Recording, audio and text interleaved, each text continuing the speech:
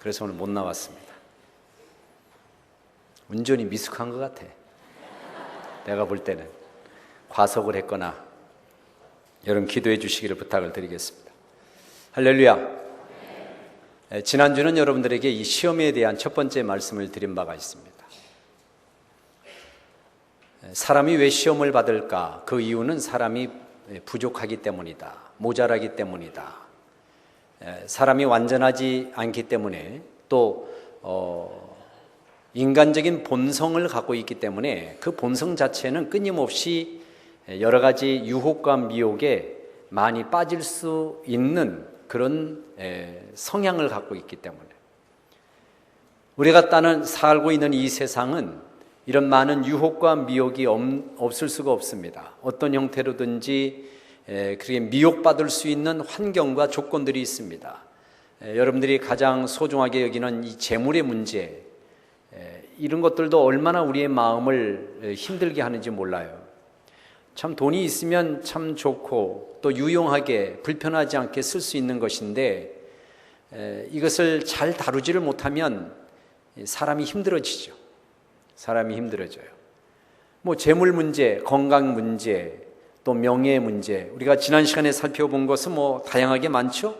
편안한 생활을 찾고자 하는 마음, 또는 어떤 취미 생활과 중독되어지는 쾌락의 문제, 또 끊임없이 어떤 새로운 자극을 받고자 하는 그런 욕망, 그런 감정의 찌꺼기들, 이런 것들이 우리 안에 있습니다. 사람들에게 인정받고자 하는 그런 명예심, 그리고 끝없이 누구를 주도하고 영향력을 행사하려고 하는 정치적인 용어로 본다면 권력, 개인적으로는 끝없는 어떤 자기 주도권을 행사하려고 하는 그런 마음들, 그 외에 지식을 습득하고 지식의 습득을 통하여서 자기를 끊임없이 발전시키려고 하는 욕망들, 이런 것들이 우리 인간에게 있습니다. 그래서 이런 것들이 그 자체로 나쁜 것은 아닌데 그것들을 쓰는 주체가 바로 나라고 하는 이 자아이기 때문에 이 자아의 문제가 해결되지 않으면 하나님이 주신 이 지금까지 말씀 열거해드렸던 이 많은 것들이 하나님을 위해서나 선한 것을 위해서 쓰여지지가 않고 내 육신의 본능의 지시나 육신의 본능에 따라서 그것들을 무분별하게 쓰므로 말미암아 우리에게는 끝없는 이런 유혹과 미혹과 낙심과 실패가 반복이 되는 것이죠. 그래서 지난 시간에는 바로 이런 내재적인 육신의 본능 속에 우리는 어쩔 수 없이 시험을 받을 수 있는 요소를 가지고 있다. 이 땅에 있는 모든 사람들은 다 이런 유혹과 미혹을 받을 수밖에 없다라고 하는 부분을 한번 우리가 진단을 해봤습니다. 자, 그렇다면 오늘은 시험의 종류가 그러면 어떤 것이 있을까? 시험이라는 말을 우리 크리스찬들은 쉽게 이렇게 이해가 되지만 안 믿는 사람들은 이 시험이라는 말을 잘 이해 못하죠. 우리 일반인들이 아는 시험은 학교에서 시험 치르는 것 정도로만 알지만 우리 신앙인들이 시험이라고 한다면 마음에 상처받는 거, 이것도 시험이라고 하고요. 또 신앙생활에 믿음이 약해져서 낙심하는 거, 이것도 시험 들었다고 그러고요. 또 뭐가 있습니까? 누구 관계 속에서 불편해가지고 서로 상대방을 미워하는 그런 감정으로 인하여서 내 신앙이 예전보다도 헌신도가 떨어졌다든가 믿음의 열정이 식었다든가, 이것도 우리가 시험 들었다 이렇게 얘기하죠. 그래서 예수님께서도 이 시험 드는 것이 얼마나 안 좋고 그게 얼마나 손실을 얻는 것인지 그분이 가르쳐 주신 기도문에서도 시험 들지 않기를 위하여 기도하라 이렇게 말씀하셨죠. 시험 들지 않게 하옵시고, 매일매일 너희들이 하나님 앞에 기도할 때에 많은 기도문 가운데 시험 들지 않게 하시고 다만 악에서 구하옵소서, 이 기도를 꼭 해라 이렇게 말씀하신 것은 곧 이 시험이 우리에게 얼마나 손실을 주는 것인가를 단적으로 말씀을 하고 있다고 하겠습니다. 정말 시험 들면 하는 부분이 손실입니다. 우선 자기 개인이 손실입니다. 시험이 들면 자기의 원래 가졌던 마음이 아닌 다른 마음이 들어오기 때문에 의욕을 잃고 열정이 식고 마음에 노여움이 생기다 보니까 모든 사물과 시각을 판단하는 판단력도 약해지고 바라보는 시각도 좁아지고 기분 우울 모드로 들어가고 모든 것이 손해입니다. 교회는 손해가 아닌가요?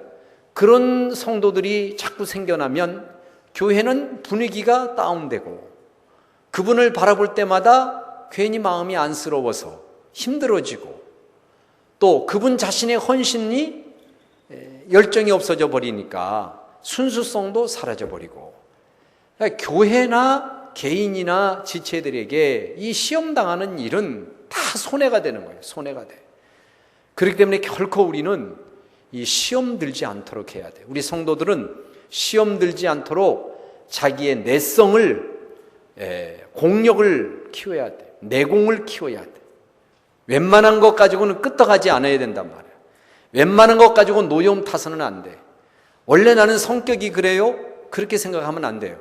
그런 것도 훈련을 통하여서 자꾸만 면역력을 키우고 내공을 쌓아서 웬만한 것 가지고는 눈 하나 꿈쩍하지 않고 웬만한 것은 다 소화시켜버릴 수 있는 소화력을 우리가 키워야 되는 거예요. 그렇게 되시기를 주의 이름으로 축원을 드립니다. 자, 시험은 두 종류가 있습니다. 하나는 하나님의 테스트가 있습니다. 하나님의 테스트. 또 하나는 사탄의 유혹이 있습니다. 이것을 우리나라 말 성경으로는 똑같이 시험이라고 번역이 되어 있지만 영어 성경에 보면은 하나님이 우리를 연단하는 시험을 테스트라고 하는 용어를 썼고 사탄이 우리를 미혹에 빠뜨려서 믿음에서 이탈하게 하는 시험을 템프테이션이라고 그렇게 쓰고 있습니다. 그러니까 엄격하게 말하면 하나님의 연단 또 사탄의 유혹과 미혹 이 두 종류가 이 시험이라고 하는 종류가 되겠습니다. 이 두 가지 시험은 공통점과 다른 점이 있습니다. 공통점은 뭐냐면은 둘 다 힘들다고 하는 겁니다. 힘듭니다. 하나님의 테스트도 힘들고 사탄의 유혹도 실상은 힘들어요. 여러분 욥이라고 하는 사람이 시험을 받았죠. 그때 사탄이 하나님에게 찾아가서 욥을 시험할까요 말까요 라고 허락을 받는 것으로 되어 있습니다. 그래서 마치 사탄이 주는 시험도 하나님의 허락을 받나? 그렇게 생각하지만 그거는 전혀 그렇지가 않습니다. 이 부분은 조금 이따 설명을 드리도록 하고요. 자, 이렇게 시험은 이 두 종류가 있어서 하나님이 우리를 시험하는 것과 사탄이 우리를 믿음에서 이탈케 하기 위한 유혹이 우리에게 있다. 그래서 이거는 어쨌든 힘드는 것입니다. 하나님이 주시는 시험이든 사탄이 주는 유혹이든 우리 연약한 본성으로 감당하기가 대단히 힘듭니다. 그러나 성경은 우리에게 이렇게 말씀하십니다. 하나님이 우리를 테스트할 때는 테스트 받을 만한 정도로 테스트를 하시지 그 시험을 치르지 못할 정도로 어려운 문제를 내시지 않는다는 겁니다. 여러분 학교에서 우리가 시험을 치를 때에 1학년이면 초등학교 1학년에 맞는 시험을 내는 것이 당연하지 그 아이들을 더 실력을 배가시킨다고 해서 1학년 초등학생에게 6학년 문제 시험을 내는 법이 없어요. 만약에 그렇게 하면은 그 시험 출제한 사람은 당장 쫓겨나고 말 거예요. 요즘에도 뭐 수능 시험이라든가 무슨 시험을 치르면 문제가 잘못됐다고 아주 항의하는 일들이 참 많잖아요. 하나님이 우리를 시험하실 때에 우리가 그 믿음에 적당한 정도의 시험을 치르도록 하시고 내 힘에 약간 붙이더라도 하지 못할 시험은 내신 적이 없습니다. 다 풀어낼 수 있는 시험을 주신다고 성경은 그렇게 얘기했어요. 그래서 성경은 하나님께서 우리에게 시험 주실 때에 감당하지 않는 시험을 주신 적이 없다라고 그렇게 말씀을 하고 있습니다. 자, 그러면 이 하나님의 시험은 어떻게 견뎌야 될까? 그 부분을 한번 좀 생각해 봐야 되겠습니다.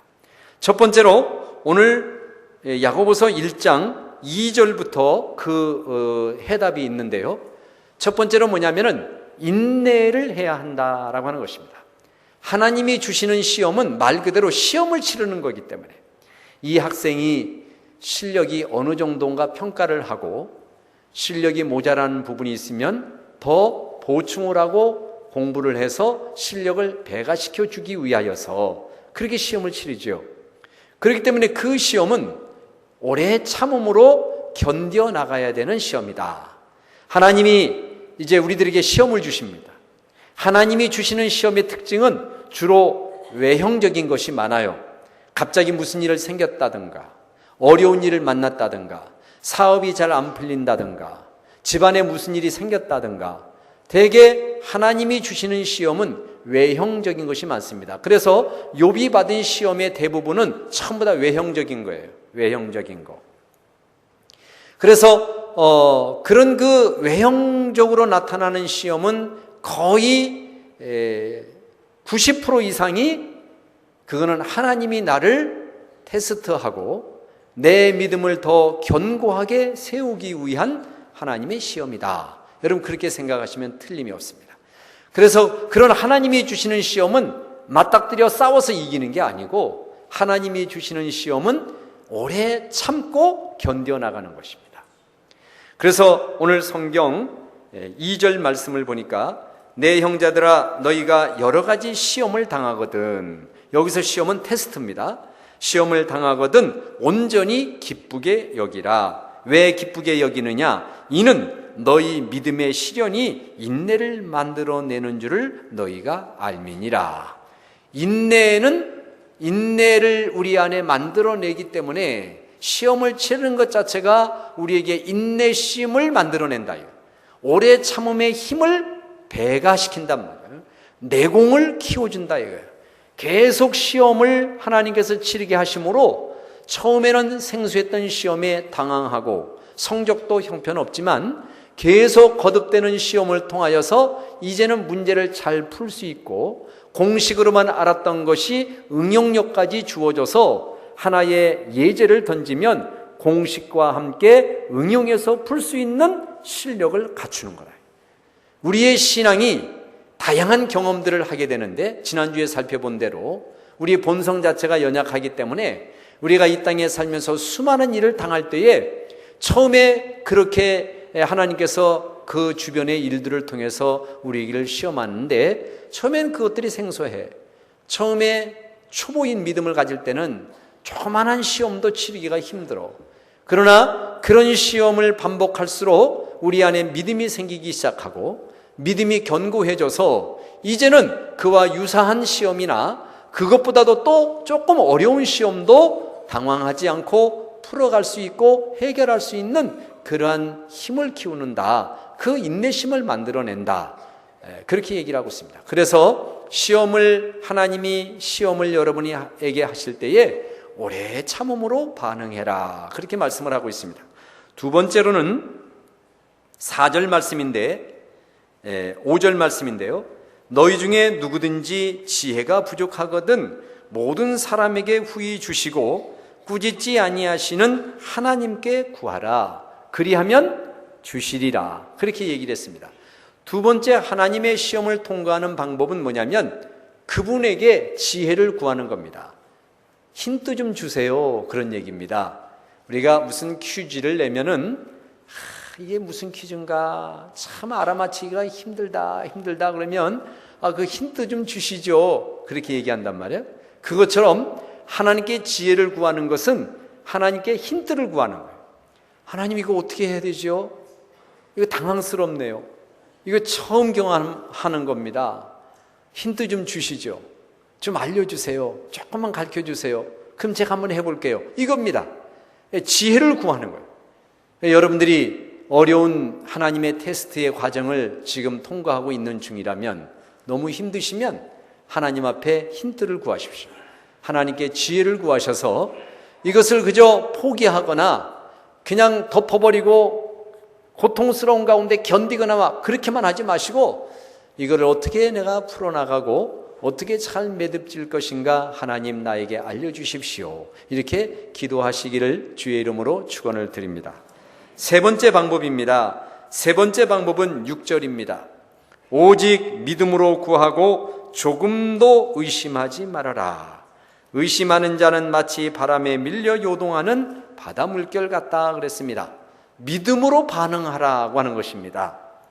어려운 일을 당할 때에 육신의 방법으로 풀려고 하지 말고 하나님 앞에 오래 참고 힌트를 구하면서 믿음으로 반응해라. 믿음으로 반응한다는 건 뭡니까? 이거는 하나님이 나에게 주시는 테스트니까 내가 잘 견뎌야지. 이렇게 반응하라는 거예요. 하나님이 시험 주실 때도 기분 나쁠 수 있습니다. 기분 나쁠 수 있어요. 자, 하나님께서 이제 사탄에게 시험을 하도록 허락했어요. 하나님이 허락한 시험은 뭐냐면 전부 다 외형적인 거예요. 그러니까 사탄은요, 이겁니다. 하나님의 시험조차도 사탄이 자기의 유혹을 할 수 있는 수단으로 삼을 수 있다는 거죠. 얼마든지. 그러니까 여러분들이 시험 들을 때에 두 가지를 잘 하셔야 됩니다. 처음에는 생각을 잘 하셔야 되고, 그 다음에는 행동을 잘 하셔야 됩니다. 생각을 잘하라는 건 뭐냐면 그릇된 생각으로 지금 당하는 어려움에 반응하지 말아라라는 것입니다. 만약에 욥이라고 하는 사람이 그 어려움을 당했을 때에 이렇게 반응했다고 합시다. 하나님, 내가 지금까지 이렇게 잘 믿었는데 겨우 잘 믿은 대가가 이겁니까? 정말 기분 나쁩니다. 하나님이 저를 이거밖에 생각 안 하십니까? 만약에 욥이 그렇게 반응했다면 그의 마음은 어떻게 됐으며 그 시험의 문제는 어떻게 극복할 수 있었을까요? 하나님, 나를 건드리는 건 괜찮습니다. 왜 내 자식까지 건드립니까? 이거 해도 너무하는 거 아닙니까? 내가 지난번엔 좀 참았는데요, 내가 이번에는 내가 못 참겠네요. 나만 건드리시면 괜찮잖아요. 왜 내 자식을 건드립니까? 이렇게 반응한단 말이죠. 이러면은 욥은 어떻게 됐을까요? 욥이 제대로 시험을 치렀을까요? 아브라함 예를 들어볼까요? 아브라함은 하나님 앞에 부르심을 받고 나서 하나님이 그를 아예 쓰시기로 작정했기 때문에 가차없는 훈련을 시킵니다. 가는 곳곳마다 쫓겨나게 만들어요. 양떼들, 소떼들을 데리고 한 특정 지역에서 풀을 뜯게 하고 거기서 잘 지내게 하면 어느 날 갑자기 그 주민들, 그 토박이들이 찾아와가지고 야, 너 여기서 굴러온 놈들이 박힌 돌 빼려고 하냐? 너 나가 임마. 그러면서 가지고 있는 것들을 빼앗고 그럽니다. 그때 아브람 일체 대꾸 안 합니다. 대꾸 안 하고 그걸 그대로 받아들이고 또 자리로 옮기는 거예요. 그래서 또 다시 시작하는 겁니다. 그래서 또 거기서 될 만한데 또 와서 야자를 놓고 그런단 말이에요. 그러면 아브라함은 바보같이, 아주 바보 같아요. 그냥 또 가요. 그런데 희한하게도 가는 곳곳마다 이 재물의 복을 주시고 많은 사람을 하나님이 붙여주셔요. 좋은 사람을 붙여주고 도움받는 사람을 붙여줘가지고 나중에 아브라함이 거부가 됩니다. 거부가. 하나님이요, 당신이 사랑하는 사람을 시험하기 위해서는 가차없이 훈련시켜요. 중요한 것은요, 그때 그것을 어떻게 우리가 받아들이느냐예요. 어떻게 받아들이는가. 이거는 사탄이 주는 유혹도 마찬가지예요. 사탄이 주는 유혹도, 사탄은 주로 어느 쪽에 타켓을 삼냐면 우리의 마음속에 반응하는 감정을 타켓으로 삼아요. 외형적인 게 아니고 내 마음에 나타나는 감정들, 기분 나쁘고 괘씸하고 밉고 꼴보기 싫고 얄밉고 쥐어받고 싶고 안 보고 싶고 이런 것들, 분노, 미움, 다툼, 공명심, 교만, 다 이 마음의 것들을 거의 100%라고 할 수 있어요. 100%. 그래서 하나님이 나에게 주시는 테스트도 내가 그릇된 생각으로 그 하나님의 테스트를 잘못 반응을 하면 그 잘못 반응하는 그 감정을 사탄이 꽉 잡는 거예요. 그래서 하나님의 테스트가 도리어 사탄의 유혹으로 결말짓는 경우가 많이 생긴단 말이에요. 그러니까 우리가 그거를 간파하고 있어야 되는 거예요. 하나님은 욥을 연단하시고 실현하실 때에 그런 외형적인 것들로 시험을 하셨어요. 근데 욥은 참 잘 반응했습니다. 먼저 그릇된 생각을 안 가졌어요. 기분 나쁘다. 나한테 그럴 수 있냐? 네가 뭔데? 하나님 정말 실망했습니다. 그렇게 반응 안 했단 말이야. 나만 건드리면 됐지. 뭐 재산까지? 아니 나한테 병 주면 됐지. 재산까지 걷어가십니까? 왜 하인들은 죽게 하시나요? 뭐 반응 안 합니다. 침묵했다는 얘기는, 욥이 하나님 앞에 침묵했다는 얘기는 하나님 앞에 머물렀다는 거예요. 하나님께 그렇게 반응했단 말이에요. 이거는 하나님이 하시는 일이다라고 그는 받아들였어요. 그리고 침묵으로 그것을 그대로 자기 마음에 접수를 한 거예요. 그릇된 생각을 갖지 않았어요. 그릇된 생각을 하는 순간, 그 순간 사탄은 바로 옆에 앉아 있다가 없는 줄 알았는데 어느새 나타나가지고 그 마음을 뺏어가 버리는 거예요. 가룟 유다에 대해서 주님이 말씀하시기를, 복음서에서 가룟 유다가 예수님을 은 30냥에 팔기로 작정했을 때에 사탄이 그 안에 들어갔다, 이렇게 표현하고 있어요. 사탄이 옆에 이렇게 딱 지키고 있는 거예요. 호시탐탐 노리고 있는 거예요. 우리의 약점과 우리의 빈틈을 보고 있는 거예요. 그러다가 그저 이때다 하면은 아주 불이 나게 뛰어들어서 낚아챈단 말이에요. 마치 우리가 아프리카의 다큐멘터리 영상을 볼 때 먹이를, 타켓을 삼은 사자나 맹수들이 그 타켓을 노리는 그 모습을 한번 여러분 기억하시면 쉽게 이해가 될 거예요. 그러니까 사탄은 그렇게 우리 밖에서 기다리고 있는 거예요. 그 다음에 두 번째로 우리가 조심해야 될 것은 뭐냐면은, 내가 보는 것, 듣는 것, 만져지는 것으로 유혹에 빠지거든요. 그러면 그것을 마음은 돌이켰다고 해도 계속 그것에 미련을 가지고 그것을 또 즐기고 싶은 욕망의 찌꺼기는 여전히 남아있거든요. 아, 이거 나한테 이게 나쁜 것이고 이렇게 해서는 안 된다고 이성적으로는 생각해도 내 마음의 욕망은 그걸 쉽게 떨치지를 못한다니까요. 그러니까 이해할 수 없는 일들이 세상에 많잖아요. 이런 강우승 같은 이런 살인자, 그렇게 사람을 죽이고자 하는 유혹과 미혹, 그 쉽게 한번 떨쳐버리지를 못하는 거야. 한번 들어가면. 도박을 했다고 하는 뭐 탤런트 강 누구누구 뭐 그런 사람들 왜 다 강씨냐? 이런 사람들 그거 뭐 이성적으로 볼 때 수십억을 날렸다는데 그거 이해가 됩니까? 그까짓 게 뭔데 털털 털고 일어나지 뭘 그래. 그거 쉽게 그렇게 될 수 있을 것 같은데 이 마음이 그렇지 않거든요. 요즘 늘 나타나는 아내의 유혹에 나타나는 그 드라마, 그거 계속 악으로 치닫잖아요. 어떤 여자 그거 안 하면 되는 거거든요. 그까짓 건 뭔데 그렇게 또 악은 악을 낳고 또 뭐 일을 꾸미는 건 꾸민 걸 낳잖아요. 그 끊어버리지 못한단 말이에요. 이성적으로는 이해가 안 되는 거예요. 우리가 하나님 앞에 미혹받는 것도 그래요. 그렇기 때문에 미혹을 받고 이거 아니다라고 싶으면 빨리 거기서 돌아서야 되는 거예요. 그릇된 생각을 하지 말라는 것과 두 번째로는 거기서 돌아서라는 거예요. 그런 생각이 들어가면 생각을 끊어버리는 거예요. 이제 차단하는 거예요. 그렇게 어두운 쪽으로 자꾸만 생각하는 것을 차단하는 거예요. 그 다음에 내가 유혹에 빠질 수 있는 그런 만져지고 보여지고 접촉하고 하는 거에서 피해야 되는 거예요. 돌아서야 되는 거예요. 돌아서야 됩니다.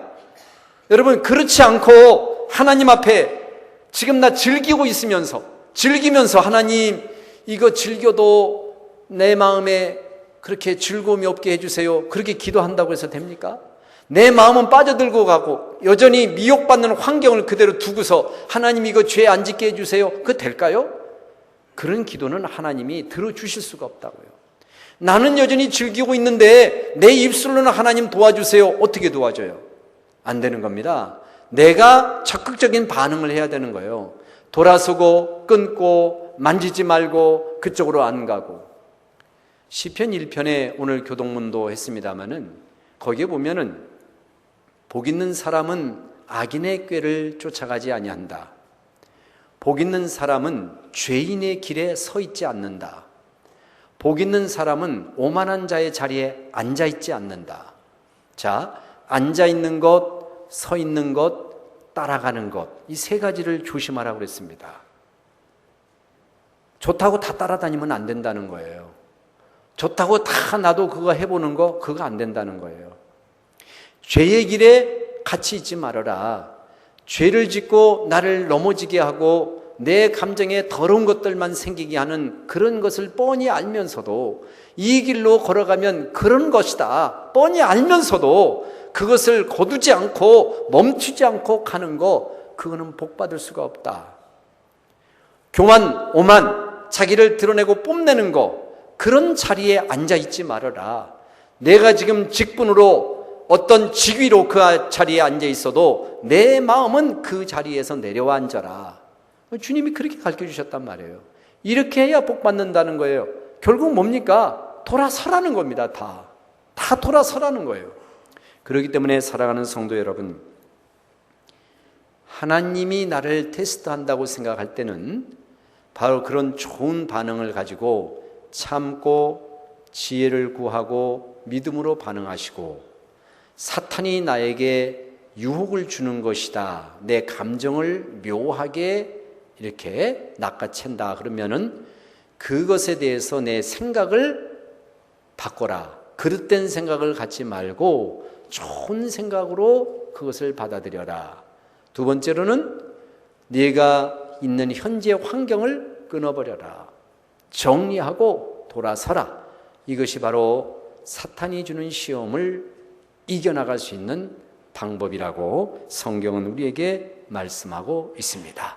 사랑하는 성도 여러분, 시험 당하는 것은 엄청난 손실입니다. 교회나 개인이나 함께 있는 지체들에게 엄청난 손실이에요. 그러니까 여러분들, 여러분의 믿음의 분량만큼만 그러니까 하십시오. 내 믿음을 정확하게 진단하고 내 믿음의 분량만큼 내 분수에 맞는 생각만 하세요. 성경에도 그런 말씀이 있잖아요.